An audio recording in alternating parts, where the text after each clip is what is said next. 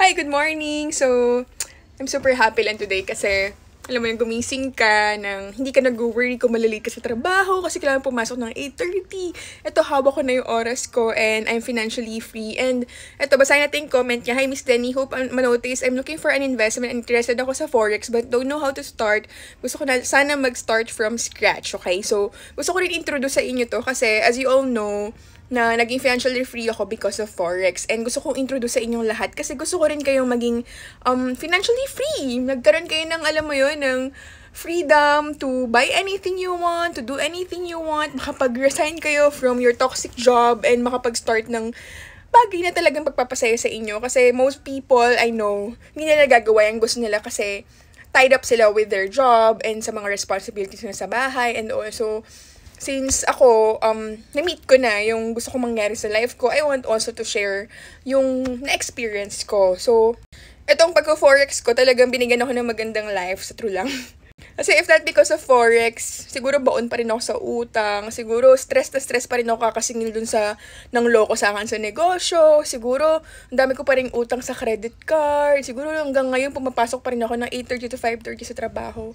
Kaya, ang sarap sa pakiramdam na, alam mo yun, nagagawa ko na yung mga gusto ko sa buhay. And, depende na sa akin kung anong oras ako magtatrabaho and all, ganyan. Pero, syempre, dapat masipag ka pa rin kasi nag-start ako ng business ko, diba? Nag-franchise ako ng aesthetic clinic and isa rin yun sa mga, resulta ng pag-forex ko is nakapag-franchise ako ng mga negosyo. Kasi my plan is, alam mo yun, mag-build ako or magtanim ng mga puno to the point na, alam mo yun, tutubo na siya hanggang sa magkaroon siya ng magandang foundation, ng mga roots.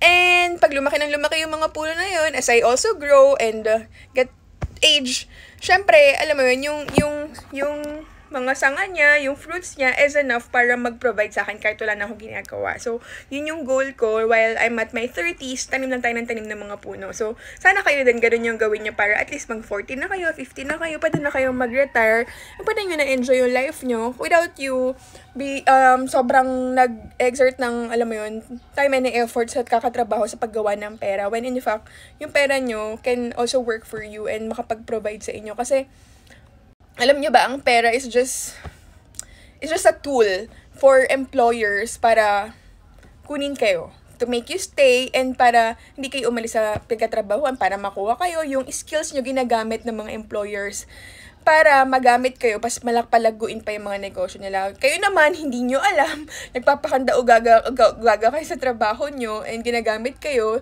through money.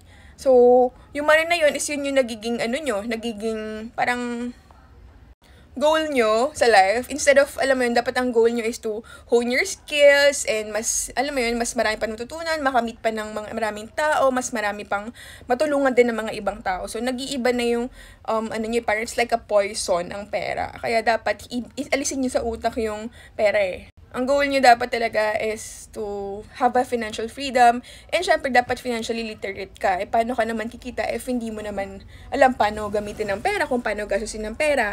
And yun nga ituturo ko sa inyo. Ito, I wanted to use this platform, tong TikTok, para makatulong sa inyo paano mag-handle ng pera ng tama.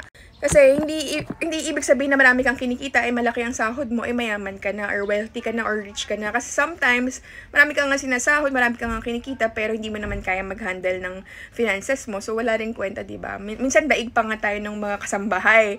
Yung mga kasambahay, kaya lang mag-save ng pera. Like, kumikita lang sila 5,000 a month, pero kaya lang magtabi ng 3,000. Ang ginagamit nila, 2,000 lang, diba? So, depende rin yan eh. Depende sa pag-handle ng money. So anyway, ang dami ko sinasabi, pero tanong niya nga is about Forex. So tuturuan ko kayo kung paano mag-register sa Forex and makapag-start kayo. Pero before anything else, gusto ko pakita sa inyo yung mga kinikita ng mga ibang traders na nasa under sa akin din, na mga nakilala ko rin last year. And ito, isa sa mga traders ko. I have like 430 plus traders. And ito yung isa sa kanila. Happy New Year po, ma'am. Salamat po sa TikTok video. Not expecting to gain millions dahil sa napanood ko lang yung TikTok. More gain sa 2020. Masahan nyo ni Sir Edsel ang full support ko. Ayan, sobrang napapataba ng puso ko.